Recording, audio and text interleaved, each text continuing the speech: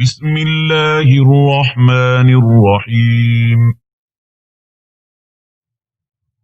ولقد أخذ الله ميثاق بني إسرائيل وبعثنا منهم 12 نقيبا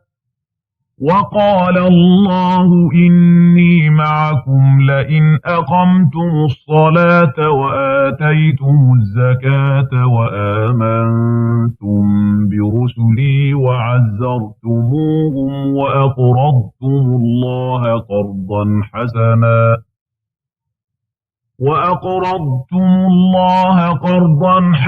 لأكفرن عنكم سيئاتكم ولأدخلنكم جنات تجري من تحتها الأنهار فمن كفر بعد ذلك منكم فقد ضل سواء السبيل فبما نقضهم ميثاقهم لعناهم وجعلنا قلوبهم قاسية يحرفون الكلم عن مواضعه ونسوا حظا مما ذكروا به ولا تزال تطلع على خائنة منهم إلا قليلا منهم فاعف عنهم واصفح إن الله يحب المحسنين ومن الذين قالوا إنا نصارى أخذنا ميثاقهم فنسوا حظا مما ذكروا به فأغرينا بينهم العداوة والبغضاء إلى يوم القيامة وسوف ينبئهم الله بما كانوا يصنعون يا أهل الكتاب قد جاءكم رسولنا يبين لكم كثيرا مما كنتم تخفون من الكتاب ويعفو عن كثير قد جاءكم من الله نور وكتاب مبين يهدي به الله من اتبع رضوانه سبل السلام ويخرجهم من الظلمات إلى النور بإذنه ويهديهم إلى صراط مستقيم لقد كفر الذين قالوا إن الله هو المسيح ابن مريم قل فمن يملك من الله شيئا إن أراد أن يهلك المسيح ابن مريم وأمه ومن في الأرض جميعا ولله ملك السماوات والأرض وما بينهما يخلق ما يشاء والله على كل شيء قدير وقالت اليهود والنصارى نحن أبناء الله وأحباؤه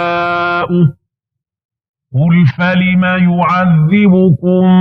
بذنوبكم بل أنتم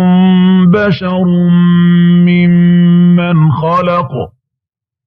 يغفر لمن يشاء ويعذب من يشاء ولله ملك السماوات والأرض وما بينهما وإليه المصير يا أهل الكتاب قد جاءكم رسولنا يبين لكم على فترة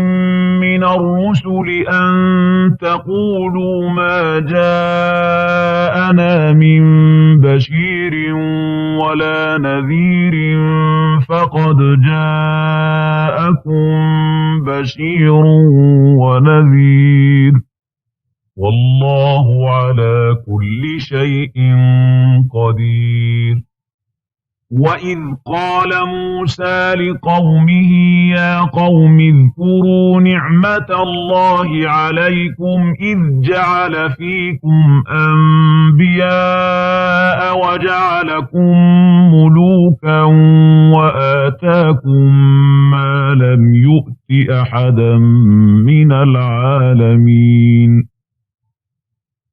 يا قوم ادخلوا الأرض المقدسة التي كتب الله لكم ولا ترتدوا على أدباركم فتنقلبوا خاسرين.